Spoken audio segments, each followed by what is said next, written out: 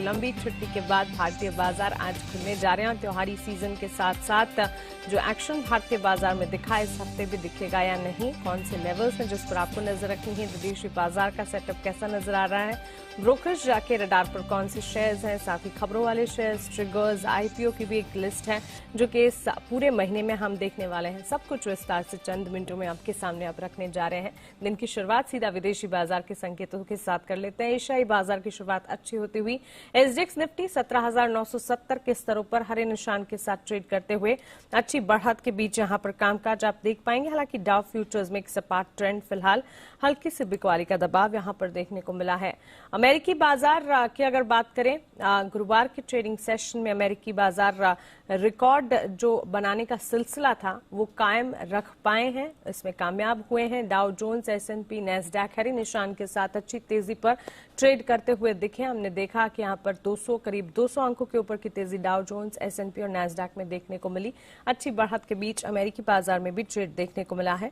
चलिए विदेशी बाजार के संकेत विस्तार से समझ लेते हैं। अमेरिकी बाजार कैसे दिखे, साथ ही एशियाई बाजार की शुरुआत और इस पूरे हफ्ते के लिए ग्लोबल मार्केट्स पर इंपॉर्टेंट ट्रिगर्स कौन से हैं। दीपांशु भंडारी हमारे साथ जुड़ गए हैं। दीपांशु, गुड मॉर्निंग, बताएं। मॉर्निंग मानसी। और अच्छे संकेत आ रहे हैं ग्लोबल मार्केट्स की अगर आप बात करें तो कोई ऐसी चिंता की बात नहीं है। एशिया में आपको थोड़ी सुस्ती जरूर दिख रही है, बट अदरवाइज ऐसा कुछ बड़ा एक्शन ग्लोबल बाजारों में आज सुबह तो आपको आते हुए नहीं दिख रहा। ओवर द वीकेंड ऑफकोर्स काफी ज्यादा एक्शन था जिसके बारे में आपको बताऊंगा, पर उससे पहले ये हफ्ता काफी अहम होने वाला है ग्लोबल मार्केट्स के लिए, क्योंकि डेटा तो आता ही रहेगा। यूएस का इन्फ्लेशन डेटा आने वाला है जो अब तक की रिकॉर्ड ऊंचाई पर रहने वाला है, तो वहां पर रखनी पड़ेगी नजर। साथ ही इसके साथ साथ फेड के चेयरमैन और अन्य फेड सदस्य भी कई पब्लिक स्पीचेस देने वाले हैं, तो देखना पड़ेगा कि इंटरेस्ट रेट्स को लेकर इनका क्या कहना है, क्योंकि ऑलरेडी टेपरिंग का अनाउंसमेंट तो आ ही चुका है। इसके अलावा डिज्नी, मास्टरकार्ड, एस्ट्राजेनेका जैसी कंपनीज के नतीजे आने वाले हैं। यूके की बात करें तो उनका भी Q3 जीडीपी डेटा आएगा।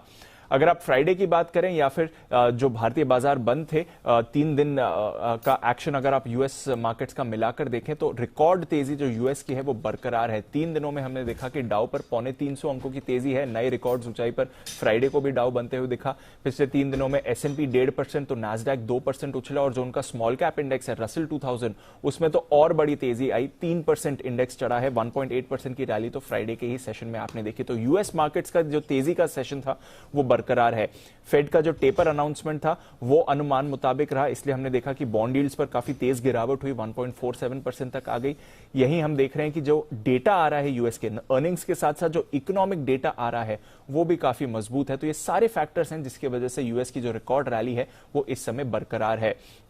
अगर आप फ्राइडे की बात करें तो फाइजर जैसे शेयर में हमने 11% का उछाल देखा, क्योंकि उन्होंने कोविड इलाज के लिए एक नई दवाई लॉन्च करी है। इसके अलावा जो एम्प्लॉयमेंट डेटा आया यूएस का वो काफी मजबूत था। अक्टूबर के महीने में करीब 5,30,000 नई नौकरियां जोड़ी गई हैं, अनुमान 4.5 लाख का था। तो अगेन वहां से भी बाजार को भरोसा आते हुए दिख रहा है। इसके अलावा इकोनॉमी से जुड़े स्टॉक्स में आप सबसे ज्यादा एक्शन देख रहे हैं। इस हफ्ते इन्फ्लेशन डेटा भी आएगा तो वहां पर नजर रहेगी। और एक इंपॉर्टेंट डेवलपमेंट जो फ्राइडे को बाजार बंद होने के बाद ओवर द वीकेंड हुआ है, 100 लाख करोड़ यानी कि $1 ट्रिलियन के इंफ्रा पैकेज को यूएस ने मंजूरी दे दी है। अब इसको बाइडेन साहब ऑफिशियली लॉ भी बना देंगे, तो यह भी एक बड़ा फैक्टर है जिसकी वजह से बाजार का मूड काफी अच्छा बना हुआ है यूएस में इस समय।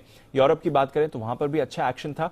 चीन में हमने देखा जब भारतीय बाजार बंद थे तो रियल एस्टेट सेक्टर की कुछ नई परेशानियां सामने आती हुई दिख रही है, इसलिए चीन और हांगकांग के बाजारों पर नजर रखनी पड़ेगी, क्योंकि एवरग्रांड के अलावा कुछ और रियल एस्टेट कंपनीज भी हैं जो इस समय परेशानी में आती हुई दिख रही हैं।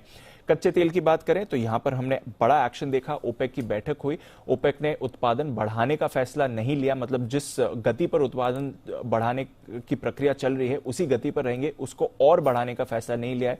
इसलिए तेल में हम तेजी देख रहे हैं, अब $84 के करीब ब्रेंट आते हुए दिख रहा है। वहीं अगर आप देखें सोना 2 महीने की ऊंचाई पर है, $1820 के करीब सोना पहुंचते हुए दिखा है। और डॉलर इंडेक्स में भी हमने बड़ा उछाल देखा है, करीब 1 साल की ऊंचाई पर है। तो लगभग सभी एसेट क्लासेस में आप बड़ा एक्शन बनते हुए देख रहे हैं।